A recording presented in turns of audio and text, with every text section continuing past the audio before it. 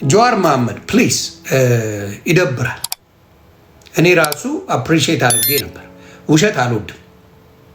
ከምጠላቸው ነገሮች መካከል ውሸትን በጣም እጠላለሁ።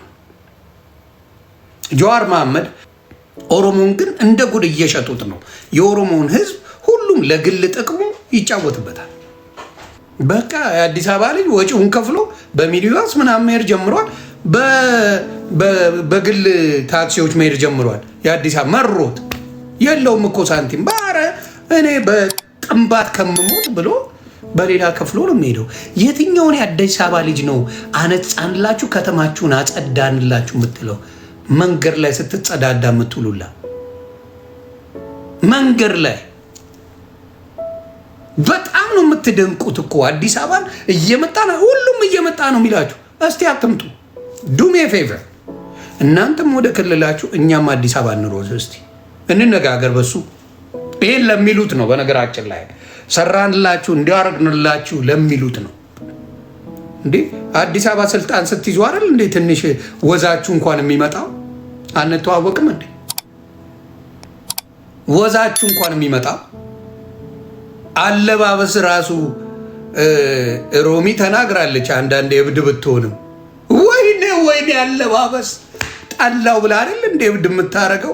ድብልቅልቁን አውጥታችሁ ለብሳችሁ አይደል? ሌላ ሰው ታኮ ጫማ ሲያረግ ታኮ ጫማ አይታችሁ አይደል እንደ ሙድ እንደ ሌላው ካልሆንኩ ብላችሁ ጉዳችሁ የሚወጣ ደብራል። ስለ ሀገር ነው የተጮኸው። እኔ ሽንጥና ዳሌ ብሎ መሸቀል ይችላል እኮ ቴዲ አፍሮ። ሽንጥና ዳሌ ቢሆን እንደዚህ ታጓሩ ነበረ። እኔ አሁን እንትና መግለጫ አልሰጠችም ብዬ አዳነች አበቤ ስል ወጥረው ነገሯት። ኧረ ማኛው መግለጫ አልሰጠሽም ብሏል። ለገጣፎ ቤት ገዝተው የሄዱት አላለችም?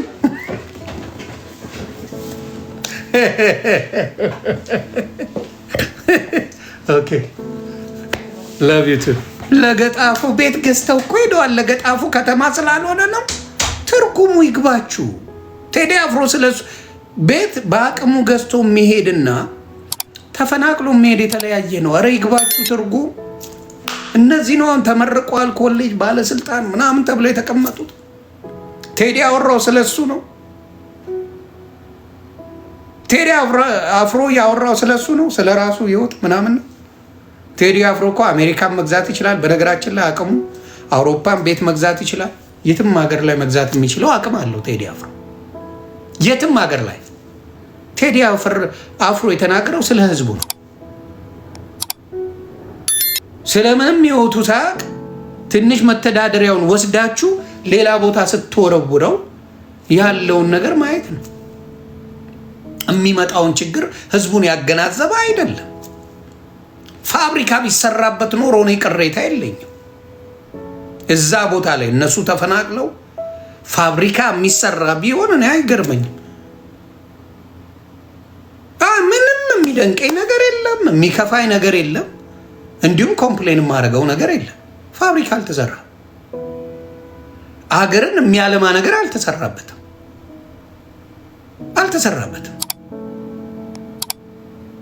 የሚያለማ ነገር ብልጭልጭ ነገር ተሰርተዋል። የሚያለማ ነገር ነው ወይ? ፋብሪካ ነው ወይ? ከዚህ በፊት መለስ ዜናዊ ተናግሯል በዚህ ጉዳይ። እንዴ አዲስ አበባ ላይ ከለማው ነገር ውስጥ ሩቡ ፋብሪካ ቢሆን ኖሮ የተሻለ ህይወት ይኖረናል ብሎ ሲናገር ነበር። እነዚህ ግን ስለሱ አይጨነቁም ጨርሶ። እንደ ህፃን ልጅ ብልጭልጭ ነገር ይወዳሉ። ህፃን ይመስል ብልጭልጭ የሚወደው ህፃን ልጅ ነው። እውነቴን ነው የምናገር። ብልጭልጭ ሳይሆን ሰው ላይ ነው መሰራት ያለበት። ሰው ላይ አልሰራችሁ። የአዲስ አበባ ልጅን ጽዳት እናስተምረው። አር ዩ ሲሪየስ? እንደው ፈጣሪ እስቲ ጠይቁልኝ። በአዲስ አበባ ልጅ ነው ጽዳት የምታስተምሩት? ምድረ ሙጀሊያ የአዲስ አበባ ልጅ ከነፎከት መጠ ለአዲስ አበባ ልጅ ጽዳት ልታስተምር? በድንጋይና በቅጠል ስትጠረግ የኖርክ ጽዳት ለአዲስ አበባ ልጆች እናስተምር። ሽንት ቤት የሚባል ምን እንደሆነ ትርጉሙን የማታውቁ ሰዎች፣ ሳሙና የሚባል እስካሁን ድረስ የሌለበት ቦታ አለ አይደል እንዴ? ሴቶች የወር አበባቸውን እንዴት እንደሚጠቀሙ የማያውቁበት ቦታ በገጠሩ በብዛት አለ አይደል እንዴ? ለአዲስ አበባ ልጅ ነው ጽዳት የምታስተምሩት? አጸዳንላችሁ የምትለው ፎከታ እናንተ አይደል እንዴ? ኮንጎ እንኳን የቀየራችሁት አዲስ አበባ መጣችሁ ኮንጎ ያደርጋችሁት ወራዶች አይደል እንዴ? አዲስ አበባ መጣችሁ አይደል እንዴ? ጫማ የቀየራችሁት ካልሲ ያደርጋችሁት። አዎ ረስቸው። የውስጥ ግልገል ትሉታላችሁ። እኛ ኖርማል ቡታንታ እንለዋለን። ግልገል እንኳን የምታደርጉት አዲስ አበባ መጣችሁ አይደል እንዴ? ስለ አዲስ አበባ ልጅ ነው ጽዳትን፣ ንጽህናን ምናምን የምታስተምሩት። እንቀራረባ፣ እንታያ። አናታችሁ ላይ ቂቤ አመት ሙሉ የምታገሙ አይደላችሁ እንዴ? ተው እንጂ እንዴቱን ከየቱ ነው የምታገናኙት? የአዲስ አበባ ልጅ ነው ቀርንቶ የሚመጣው። እስቲ እንነጋገር። የአዲስ አበባ ልጅ ባስ ውስጥ ይግባና የሆነ ቦታ ላይ ባስ ውስጥ ግባ።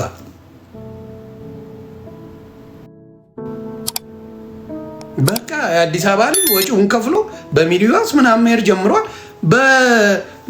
በግል ታክሲዎች መሄድ ጀምሯል። የአዲስ አበባ መሮት የለውም እኮ ሳንቲም። ባረ እኔ በጥንባት ከምሞት ብሎ በሌላ ከፍሎ ነው የሚሄደው።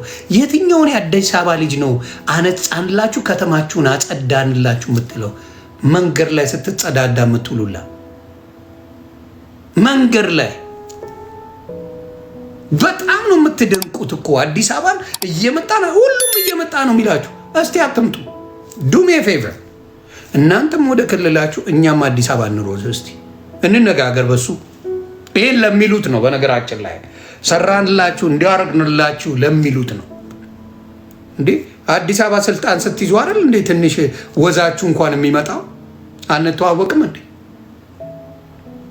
ወዛችሁ እንኳን የሚመጣው አለባበስ ራሱ ሮሚ ተናግራለች። አንዳንዴ እብድ ብትሆንም ወይኔ አለባበስ ጣላው ብላ አይደል እንዴ እብድ የምታረገው?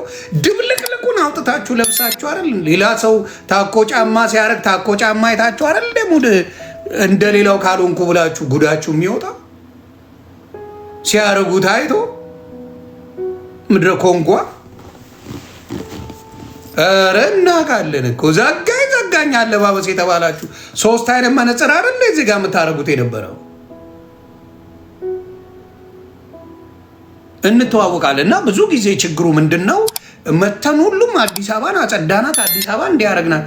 የትም ሀገር ላይ ብትሄድ የሆነ ቆሻሻ ሰፈር ሊኖር ይችላል። ጽድት ያለ ደግሞ በጣም አለ። አሜሪካን ሀገር እግዚአብሔር ምስክር፣ ቤቨርሊ ሂልስን ወደዚህ በኩል ብትመጡ በጣም የሚደብር ቦታ አለ።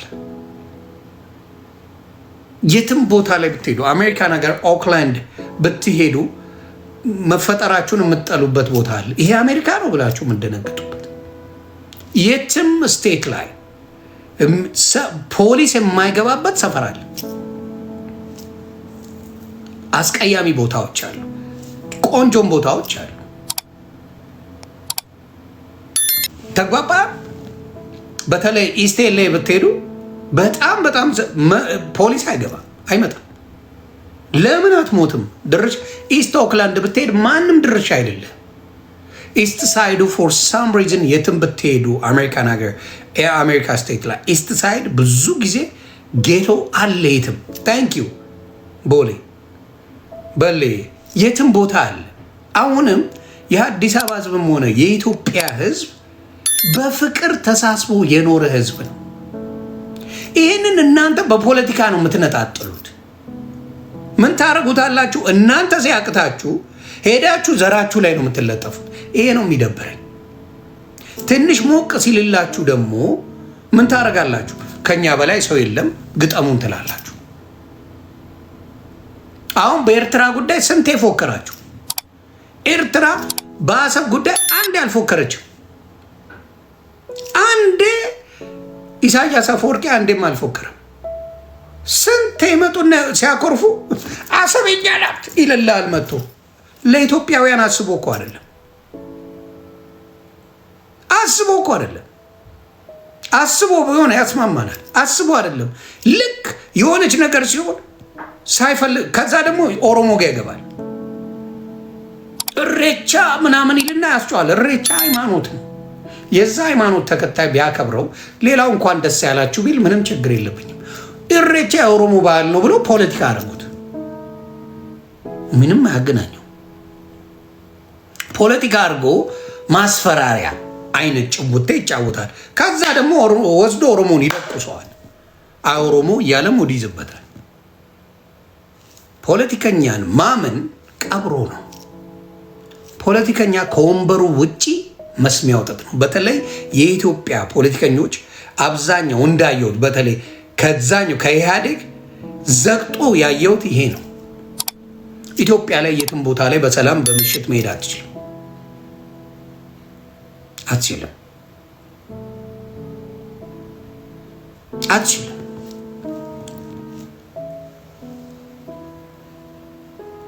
ተግባባን? አትችልም። ይሄ ሰላም የለው። መነጋገር አይፈልግም። ለምን? ቴክ ኦቨር ለማድረግ ነው። የመነጋገር ፍላጎት የለውም። አሁን ለምሳሌ የኦሮሞ ህዝብን በሁለት በሶስት መድቦታል። አንዱን ጠጋ ያደርጋል፣ አድቫንቴጅ ወስዶ ከዛ ጋር ያጣለዋል። አንዱን ያስጠጋል ያደርገዋል። በአማራም እንደዚሁ ብአዴንን ያስጠጋና ፋኖን ከዚህ ዘርበል ይለዋል። አደባባይ ነው ስለ ፋኖ ሁሉም የመሰከሩለት። በጥቅሙ ጊዜ ፖለቲካ ጊቭ ኤንድ ቴክ ነው። ፋኖ ደግሞ አብዛኛው ገበሬ ነው፣ አገራዊ ስሜት ያለው ነው ምናምን። በሀገር ጉዳይ ከመጣ ስሜት ውስጥ ይገባል። ይህንን ስለሚያውቁ ተጫወቱበት። ምን ብለውት? ቃል በቃል መሳሪያ የለንም የማረከውን ውሰድ ብለው ካሉት በኋላ መሳሪያውን አምጣ። አንድ መሳሪያ አልተሰጠውም ፋኖ። አንድ መሳሪያ ነው ማወራ። ኦነግስ የሀገር መሳሪያ ይዞ ነው የገባው። ኢትዮጵያ ሲገባ በቪዲዮ አይተናል። ቃል በቃል የሚፈልገውን ኦነግ ወደ ራሱ አመጣ፣ የማይፈልገውን በተነ። ሌላው ጀዋር መሐመድ ፕሊስ ይደብራል። እኔ ራሱ አፕሪሺየት አድርጌ ነበር። ውሸት አልወድም። ከምጠላቸው ነገሮች መካከል ውሸትን በጣም እጠላለሁ። ጀዋር መሐመድ ላይኩን ሁለቱንም ኮምፔር አደረጉት። ላይክ ተቆጥሮ ነው ምን የሚሆነው እዛ ጋር ቪው ላይ ስንት የሚለውን የሚያሳየው። ላይኩን ስትቆጥረው ከላይኩና እዛ ላይ ካለው ጋር አንድ አይደለም። ስለዚህ አካውንቱን ወይ ተገዝተው ወይ ደግሞ የሆነ ሰው በፌቨር ሰጥቶ ነው። ስለዚህ እንደዛ ፖለቲካ በማይረባ ፖለቲካ መስራት ለአንተም ክሬዲቱ አይሰጥም፣ ለአንተም ጥቅም የለም። ተግባባን? ውሸት መሆኑ ሲታወቅ ማንነትህ ይወርዳል። ስለዚህ ላይኩን ኮምፔር ሳደርገው እዚህ ጋር ያለው ላይክ 1 ሚሊዮን አይሞላም፣ ራሱ 500 ሺህም አይሞላም ላይክ የተደረገው። እዛ ላይ ስትሄድ 8.6 ሚሊዮን ላይክ አለው ይላል። ስለዚህ ራስን አዋረድክ። ይሄ አይጠቅምም። ስለዚህ ጥቅም የለውም ለአንተ። ስለዚህ አንዳንድ ቪዲዮን እንትኑን ፔጁን ወይ ገዝቶት ነው ወይ ደግሞ የሆነ ሰው ሰጥቶት ነው። ስለዚህ ጀዋር መሐመድ እንደዚህ አይነት ተራ ፖለቲካ ባትሰራ ጥሩ ነው። አይቶት በደት እንዳይ ከዛ የተሻልክ መስለኝ ነበር፣ ግን ለካ ይሄ ያለ አምቡላንስ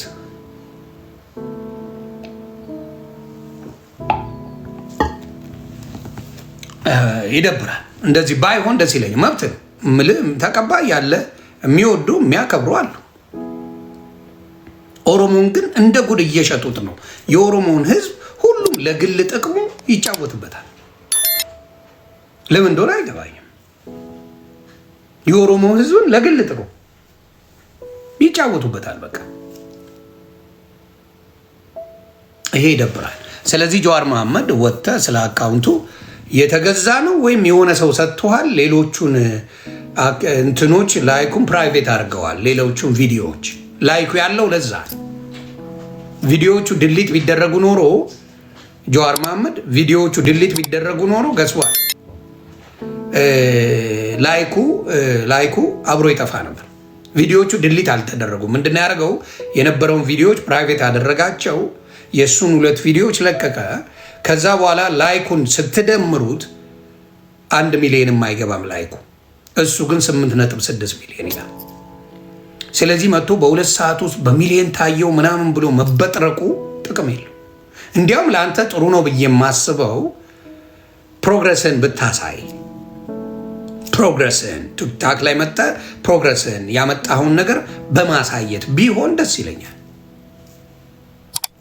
ስለዚህ ዝም ብሎ ማስጮህ እኔ ራሱ ኮንግራጆ ደስ ነው ያለኝ። እግዚአብሔር በሚያውቀው እግዚአብሔር ምስክሬ ቪዲዮ አለ በጀዋር መሐመድ ጉዳይ ደስ ብሎኝ ይነዋ ገጃ ወዳጆች አሉ፣ በጣም ነው የሚወዱ አድናቂዎቹ አሉ። ምንም ማድረግ አይቻልም ብዬ በሀቅ ነው የተናገርኩት። ተንኮል ሳላስብ ማለት ነው። ተንኮል ሳላስብ። አንተ ግን ተንኮል ይዘህ ነው የምትመጣው። በቪዲዮ እንኳን ተንኮል ትሰራለህ። አንተን ማመን ይከብዳል። እውነት ለመነጋገር አንተን ማመን ከባድ። በምን ይመኑ? ገባ? በምን ይመኑ? አሁን እንደዚህ ከዋሸ ስልጣን ላይ ስትወጣ እንደዚህ አይነት ሌባ እንደሆንክ ነው የምታሳየው። አጭበርባሪ እንደሆንክ ሸውደ እንደምትመጣ መሆንን ያሳየን እዚሁ ጀዋር መሐመድ። እዚሁ ቀጣፊ እንደሆንክ ሌባ እንደሆንክ አሳየን። ስለዚህ ከአንተ ጋር ወደፊት ለስልጣን አብሮ ቢሰራ ገስዋል ይህን ህዝብ በነፍሱ ትጫወትበታል። ሰው ከጀዌ ጅዋጅዌ ተጠንቀቁ ለማለት ነው። ይደብራል። በጣም በጣም በጣም ያስጠላል። እንደዚህ አይነት ተራ ሌብነት አልወድም። ሳመሰግን የነበርኩ ሰው ስለሆንኩ ተሸውጄ ሳይሆን ሊወዱት ይችላሉ። ሰዋት ጠላትም ሲሆን ከተወደደ ተወደደ፣ ምንም ማድረግ አይቻልም። ግን በውሸት ሲሆን ያስጠላል። ያንን እንደ ፖይንት እንዲትዙልኝ ነው። በሳውዝ አፍሪካ ጉዳይ እጅግ ከባድ ኬዝ ነው። ኢትዮጵያውያን እኔ በምችለው ምለው ውጡ። በየአመቱ እነዚህ ሰዎች ፎቢያ አለባቸው። ደም ይጠጣሉ። ጠንቋይ ናቸው። ደም ሲጠጡ በየአመቱ ካያችሁ ኤቭሪ ይር እንደዚህ ነገር ያደርጋሉ። የሆነ ጊዜ አላቸው። ይሄ የሆነ የደም የሚጠጡበት ጊዜ ነው። ኤቭሪ ይር ይሁት ተመሳሳይ ጊዜ ላይ ደም ሲጠጡ ነው የምታዩት። የሆነ ደም ይጠጣሉ፣ የሆነ ያመጣሉ። ከዛ በኋላ መልሰው ደግሞ ይተዋሉ። ስለዚህ ሳውዝ አፍሪካ ያላችሁ የዛ የደም መጠጫ ጊዜያቸው ላይ ሌላ ቦታ ለመሄድ ሞክሩ ወንድምናቶቻችን። ይሄ የደም የሚጠጡበት ታይማቸው ነው። በየጊዜው የእነሱ አንሰስተርስ የሚላለ ብታዩ ወደ መሬት ተዘግዝቀው አፈር ውስጥ ይቀበራሉ። የአንሴስተራችንን መንፈስ እኛ ላይ እንዲያርፍ ብለው ደም መጣጭ ናቸው፣ ሰነፎች ናቸው ኤክስትሪምሊ። እና ኢትዮጵያውያን፣ ሶማሌ፣ ናይጄሪያ፣ ሌሎችም ሌላ ሀገር ላይ እንደዚህ አይነት ችግር የለም። ኬንያ ብትሄድ፣ አሁን ጋና ብትሄድ፣ የተለያየ ሀገር ብትሄድ እንደዚህ አይነት ውጡልን ተብሎ እንደዚህ ሲደረግ አታዩም። ያ የሚደረገው የሚያመልኩት ጊዜ ያላቸው የአምልኮ ጊዜያቸው የሚዘገንን ነገር ነው የሚያደርጉት፣ አይሰማውም። እና ፕሊስ ኢትዮጵያውያን እግዚአብሔር ይጠብቃችሁ ነው የምለው። ሳውዝ አፍሪካ ይሄ የአምልኮ ነገር አላቸው እና ያቺ ጊዜያቸው ላይ በጣም ነው የሚናደዱ። ሌላው እነሱ ጋር ሴት ወንድ ዝም ብሎ ነው የሚጋደመው። በሽታ አንደኛ ናቸው። ይሄ የአባላዘር በሽታ ይባላል። ዝም ብሎ ነው የሚጋደመው። ከብት ናቸው። ኢትዮጵያውያኖች ግን እኔ አም ሶ ፕራድ ዩ በጣም በጣም ጀግኖች ናችሁ። አፍሪካ ሀገር ኡጋንዳውን ለምሳሌ ኢትዮጵያውያኖች እንደዛ አይደረጉም። ኡጋንዳ ላይ ኢትዮጵያውያን ሰርተው ይኖራሉ፣ ይንቀሳቀሳሉ። ማንም ዞር ብሎ ኬንያ ላይ ኢትዮጵያውያን አሉ። እንደዚህ አይነት ችግር የለም። አሁን የሌላ ዜጋ ኢትዮጵያ ሲመጣ በምንም ነገር እርስ በራስ ላንስማማ እንችላለን እንጂ የሌላ ዜጋ ሲመጣ ማንም ኢትዮጵያዊ በክፉ የሚያየው የለም። ማንም ኢትዮጵያዊ በክፉ የሚያየው የለም ኢትዮጵያ ላይ ማንም። እነዚህ ግን የሆነ ደመጣጭ፣ በጣም ቀናተኛ፣ አስቀያሚ ናቸው። በዚህ ላይ አፍሪካ ከሚባለው አስቀያሚ እነሱ ናቸው። ለነጭ ግን ሲያሸረግዱ ነው የሚውሉት። እንደምታዩት ነጮች እዛ ይኖራሉ። አንድ ቀንም ነጭ ይውጣልን ብለው ጠይቀው አያውቁም። አንድም ቀን ነጮች ውጡ ከዚህ። እንዲያውም ሳውዝ አፍሪካ ላይ ነጮች የሚኖሩበት ጋር ጥቁር አይደርስም። ይህን ታውቃላችሁ? ነጭ የሚኖርበት አካባቢ ጥቁር መድረስ አይችልም። ያን ያህል ነው ነጮች መብታቸው የሚያስከብሩት። ደስ ይሉኛል። በሄዱበት መብታቸው ተከብሮ የሚኖሩ ጀግኖች ናቸው። አበሻው ግን ከአቅም በላይ ሆነበት። በጣም ይሰራል አበሻው። እርስ በራስ ያለ ችግር አለ። ሳውዝ አፍሪካ ላይ እርስ በራስ አንዳንድ የሚጣሉት አለ። ሲጣሉ ምን ያደርጋሉ? አስገዝተው ከዛ በሳውዝ አፍሪካ አስመጥተው አበሻን ያስገድላሉ። አበሻ ጨካኝ ሆኗል። ጨካኝ። አንዳንድ አበሾች ከሆነ ሰው ይጣላሉ አይደል? ምንም አያደርጉም። ለእነሱ የማይረባ ገንዘብ ነው የሚሰጧቸው። እዚህ ቦታ ነው ያለው፣ እንደዚህ አይነት ነው፣ ፎቶውን ይልካሉ፣ ይሄዳል። ዝም ብሎ ነው ለጥጦ የሚሄደው። የሚጠይቀው የለም፣ ማንም አይጠይቅም። እና ሳውዝ አፍሪካ ያላችሁ አበሻ ምናልባት ያ ሰው ልትናድዱበት ትችላላችሁ፣ ግን ቤተሰቡን በተወሰነ መልኩ የሚረዳ ሰው ነው። እንደዚህ የምታደርጉ አበሾች አላችሁ። ጨካኝ አውሬዎች አላችሁ። ጭካኔ የሚመጣው በብዛት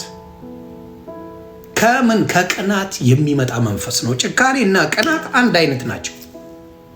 ቀናተኛ ሰው የእናንተን መጥፋት ነው የሚፈልገው። ቀናተኛ ሰው እንድትጠፉ ነው የሚፈልገው። ቅናትና ጨካኝነት አንድ አይነት። የቅናት መንፈስ ካለብህ የጭካኔ መንፈስ አለብህ። የሆነ ሰው ሚሊዮን ጊዜ ነኝ ተናገረኝ፣ ዘንዋት ኦኬ ተናገርክ፣ አብደ ይወጣልሃል፣ አለቀ። ምንም የምትፈጥረው ነገር የለም። ጨረስን። ተናግረ ይወጣልሃል፣ እሪ ተብሎ ይወጣል፣ አለቀ። ቅናትና ጨካኝነት የሚመጣው ከምንድን ነው? አንድ አይነት ናቸው። የቅናት መንፈስ ካለ ነው። አይረኩም። የሆነ ሰው ተናግረውት አይረኩም። አግኝተው ቆርጥመው ካልበሉት አይረኩም። ሌላው አስመሳይ ሰው፣ ቅናተኛና አስመሳይ ሰው አንድ አይነት ሰዎች፣ አስመሳይና ቅናተኛ ሰው አንድ አይነት ናቸው። ልዩነት የላቸው። ምንም ልዩነት የለውም። ቅናተኛና አስመሳይ ሰው ምንም ልዩነት የለውም። ቀን ነው የሚጠብቁላቸው አስመሳይ ሰዎች።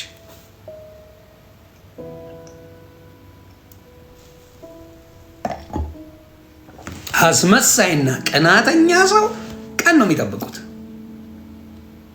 ከዛስ ያቺ ቀን ስትመጣ